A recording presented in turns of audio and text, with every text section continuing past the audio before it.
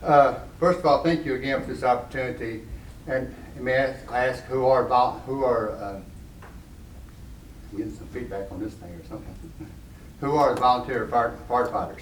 There are people in our community who are dedicated to our community. There are teachers, there are business owners, there are employees of all walks of life. They are the ones who is called out by tone late at night or any time during the day or the weekend to answer all types of emergencies, regardless of the weather or the situation that they're in. Basically, they are the heartbeat of the community.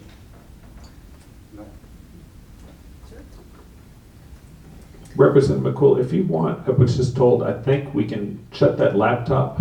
Okay. I believe we have a duplicate. Maybe they'll take away. Just go ahead and close it. Thank you. Maybe they'll turn that off without losing everyone out there. So that might help you. Well, I want to begin by sincerely thanking both of our chairman and Representative Bobby McCool for their willingness to bring this very important topic before other members of the General Assembly. In rural Kentucky, we are very dependent upon our volunteer firefighters. We rely upon our volunteers to help manage the safety and the health of our community through both good times and bad times. In addition to fire safety, they serve our rural communities in so many ways. We call upon them to keep our homeowners insurance affordable, our community events safe, for emergency rescue situations, and for emergency medical treatment. With all the duties that we ask of our community members to volunteer, unfortunately, most of these departments often operate on shoestring budgets. This makes recruitment and retention even more difficult for them. As an attempt to address this problem, the past few sessions, I've actually filed a bill for a tax incentive for $1,000 for active volunteer firefighters who have been certified by the state and who have completed their annual training each year. Last year, HB 61 had nearly 20 co-sponsors, and I want to say thank you to everyone in this room who signed on as a co-sponsor, because many of you are here today, and I appreciate, and we all appreciate that support. Today we have brought quite a few distinguished guests, and I do know that we're tight on time, so I'm trying my best to keep this brief, because I'd really like for you to hear their stories today. So at this time, I will go ahead and turn it over so they can tell you a little bit about the problems and maybe their solutions as to how we can address their recruitment and retainment issues in our rural areas. Thank you. If any of y'all want to come on up and please, I know this sounds funny, but when you sit down or stand up or talk or anything, please introduce yourself for the record if you would.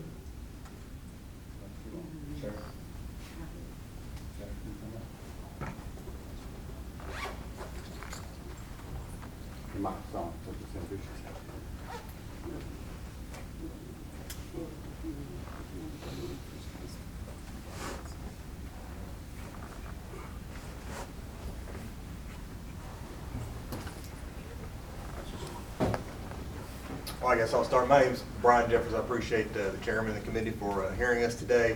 I'm Deputy Chief of W.R. Castle Fire and Rescue. We're an all-volunteer department located in Johnson County. And I would say that Representative Tackett is on the mark. We are really facing staffing struggles. We have problems as the economy has struggled, especially in eastern Kentucky. People are moving away to work. We have people working away on pipelines, other types of work. We've lost a number of volunteers to that. Family commitments, people working multiple jobs, and all those things continue to build and create pressure on us as our staffing gets thinner and thinner, and as we have to do more and more. This spring, we really went through the gauntlet, as many of y'all know, as Eastern Kentucky experienced. We went from an ice storm to flash flooding, and then in my department in particular, we had a fatal structure fire immediately after all that, and it just felt like we were on the go all the time. We don't complain. That's why we signed up for. It's what we've trained for. But we do face a lot of challenges to keep personnel when that call volume continues to go up. We run 140 to 170 calls in a typical year as a fully volunteer department. The training, we try to meet every single week. We do meet every single week to train for around 3 hours. But then it's time to look at the checkbook, and we think about our funding situation. And we had the Kentucky Apple Festival there in Painesville, and of course last year it was canceled due to the pandemic, but in a normal year we operate a concession booth through the entire festival for a span of about 48 hours just to raise money for the ordinary things, not for an exciting new project or for flashy uniforms, but to keep the lights on, to keep the fuel in the trucks. There are a lot of the funding mechanisms that we've traditionally relied on. We've received grants for 4 different trucks during the time that I've been with W.R. Castle. 3 of those have been USDA grants. Those grants no longer exist. The 4th was a FEMA grant, a very highly competitive grant that we were able to get. So we continue to see fewer options for funding the department, which forces us to do more to try to raise money in other ways. And then we see more strain on our personnel for the demands that are placed on them in their personal lives, just to have time to devote to the fire department. In terms of bringing in personnel, obviously the money would be a big thing. If we had better funding, we would have that requirement, that burden shifted off those volunteers and potential volunteers. But I think anything we look at would be helpful at every level of the age. I know I started in the fire service, September 16th will be 30 years. I was 17 years old, thought it was the coolest thing ever. And because I started out at that age, I was able to get certified, become an instructor, become an emergency medical technician, and get all that behind me before I had family commitments. But so we need things to draw in people at that level because it has made me a firefighter for life. But we also draw in people at other ages, so we need to look at things that we can do at every age and across every part of the demographic spectrum that will help us to recruit personnel. I appreciate everyone's time and attention today, and I'll be glad to answer any questions that anyone has. I tell you what, I don't see any questions right now, so gentlemen, would y'all like to say a few words, and maybe by then the questions will start coming there. Yeah. My name is Michael Howdy Kurtzinger. I represent the Kentucky Firefighters Association. We represent firefighters, both paid and volunteer, across the state.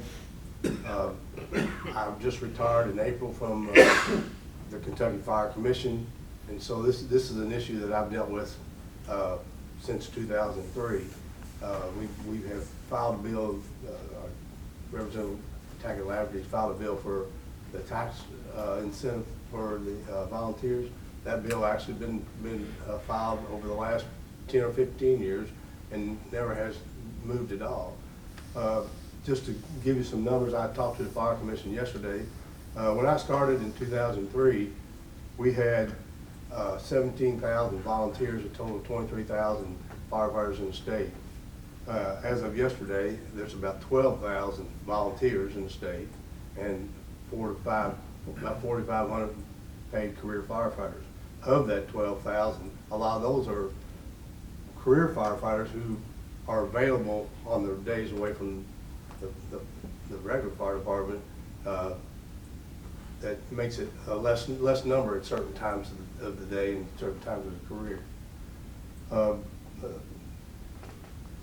Some of the enhancements I think that we've talked about at the KFA is that many of the departments don't have any resources for doing any marketing or any recruitment just because of the amount of money that they have. A lot of departments, I think when I was at the Fire Commission, we did a study and the average amount of money that a volunteer fire department has is less than $25,000. $11,000 of that is a state aid that they get from the Fire Commission under the state aid program. If we could build in some incentives such as the tax credit, and when we talk about tax credit, if you only have 12,000, and we were talking, Representative and I were talking yesterday, only about 7,800 of those 12,000 are actually certified, because it takes a couple of years for those people to get certified, and then of that, they have to get 20 hours of additional training each year. That's a requirement by KRS. And the Kentucky Fire Commission SFRT staff, they train. Last year they trained 85% of the fire department. So we're putting the training out there. It's just trying to get the people to make sure we attend. I think one of the other important things is looking at the funding that's going towards recruitment and retention across the whole state. So if there's any questions, I'll try to answer them. If not, I'll let the sheriff talk. Well, I'm Greg Motley. I'm sheriff in Morgan County. Representative McCool had spoke. He and I've spoken at numerous times about what we do and how we do it every day. And to be quite honest, we couldn't do our job on a daily basis without our volunteer firemen. We have 6 fire departments, separate fire departments within our county. It's about 380 square mile county. You know, I have a very small staff of folks. At any given time, 1 or 2 deputies on duty. Generally, you know, I'm not just an administrator. I'm out working wrecks. I'm out at fire calls and things like that. And I see these folks, you know, even though my guys may not make a lot of money, but we are paying them. But I see these folks out there every day, day and night, answering medical calls to help the ambulance people load up people, taking their AEDs that they've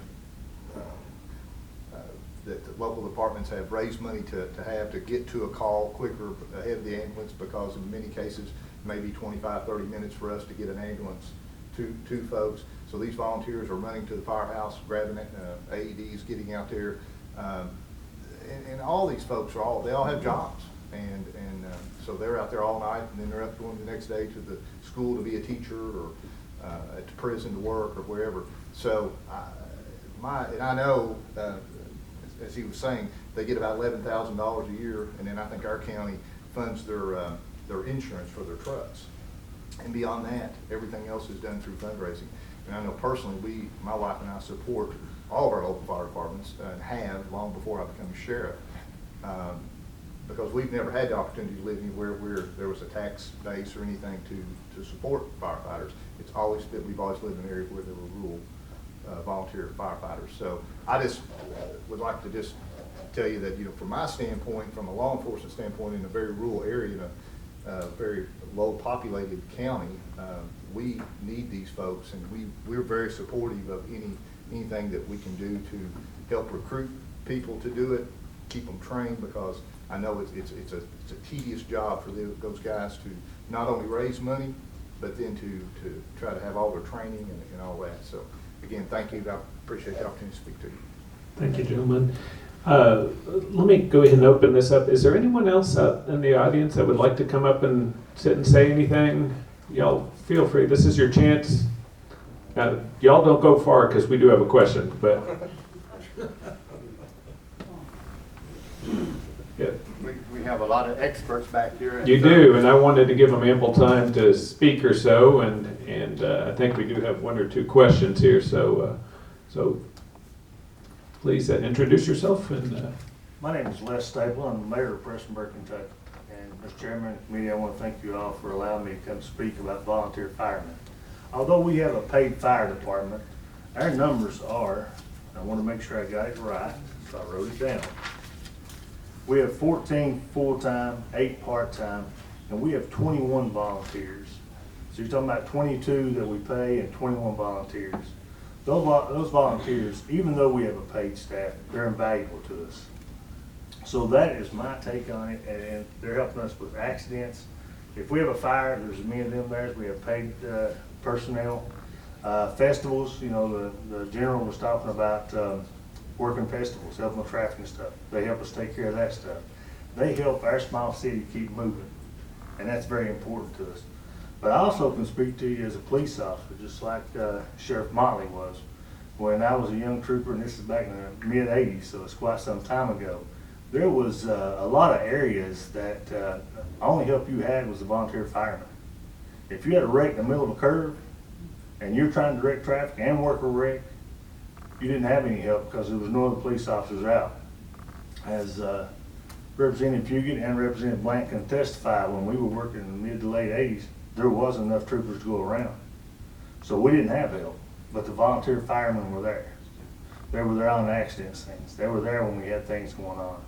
And they're invaluable to police officers in rural areas. And I understand that some of the people from the larger cities and stuff don't really understand the volunteer program. But the volunteer program is so valuable to all the rural areas out there. Right, thank you, gentlemen and ladies. It is very important, and we do have a question. I do want to say that although we are reviewing this and looking at this in this committee, this will be something that we'll have to probably go through A&R. I mean, doing the quick figures, 7,800 certified members would be at a cost of 7.8 million, and of course on up to 17 million or so. So this is something that I highly recommend. Talk to Senator McDaniel on the other side, and then also talk to Representative Petrie, and let's see if we can get it heard in A&R this year. Unfortunately, this is about as far as we can go in this committee, but let's go ahead and keep discussion going. And Brother Fugit. Thank you, Mr. Chairman. I got a couple questions, and before I ask the question, to what Mayor Stapleton, Trooper Stapleton said, volunteer firemen helped me out every day when I was on the road as a trooper, directing traffic. They'd go take care of the people first, get them sent to the hospital, then they turned into traffic police officers. I mean, they really helped us every day, and I appreciate all the work. The Mountain Firefighters Association, I think, is having their training this weekend in the hazard at HCTC. So I got a question as far as, and I know that the funding for the volunteer fire departments is basically whatever they can raise. So I've got a question, do paid volunteer fire departments get a fee from insurance companies? Let's say if a house catches on fire, they got fire insurance with Farm Bureau. Does Farm Bureau pay that paid department a fee for responding to the house to put the fire out? I know someone who does. I think I could answer that in that we can bill for some of the items and some of the resources we use, yes, sir. Okay, now, does the volunteer fire departments have that same ability? I'd have to step back on that. I can answer that. Yes. All fire departments volunteer paid when they respond to a call. They can bill the insurance company, or that in some cases, they will bill the individual that just lost their house. Is there a set fee for the insurance companies that they have to pay, or is it? Most of that is set by the local communities. It would be either the fire district board, if it's a municipal fire department, it'd be by the city council or the county, or in a case of just a normal volunteer fire department, the board or the command structure of the department could set their rates. Okay. I do know that there's a big need for more volunteers, especially in the mountain area, because I think that we've got several in my county, in my district, that are serving on 3 different fire departments just so they can keep their numbers up where they're supposed to be. So whatever we can do to help incentivize them to be part of that family, volunteer firemen, I'm for that, and I support it, and I appreciate Representative McCool and Tackett Laverty for you bringing this to us. All right, thank you, sir. We do have another question by Senator Mills. Thank you, Mr. Chairman. You stole my question because I was going to ask, shouldn't this have to go through A&R? But one, I'm very supportive of this. Out in Western Kentucky, our volunteer departments are drying up just like through the whole state. And but just maybe a comment, if it does go through A&R, and the chairman already talked about the dollar figure that we might be looking at, maybe setting an annual amount on it, say, $1 million payout per year, limit those credits, something to get this stair-stepped in to where it's affordable for us, and maybe even targeting areas that are, maybe less, less volunteers than other areas for certain years, just things like that to help it get going. But I am supportive of the idea, and it's needed out there, so thank you. Thank you, Senator. And right now, this is my last question, and it happens to be our co-chair, Co-Chair Embry. Okay, mine's mostly remarks. I represent 4 counties in south central Kentucky, mostly rural counties. The volunteer fire departments are a very, very valuable part of our communities.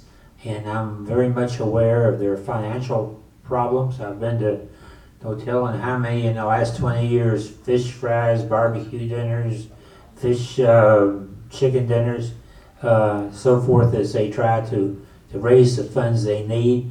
I'm also aware it's very difficult, particularly now with COVID-19, to recruit new members because of their concerns about that and other concerns. The bill is somewhat difficult because of the financial part.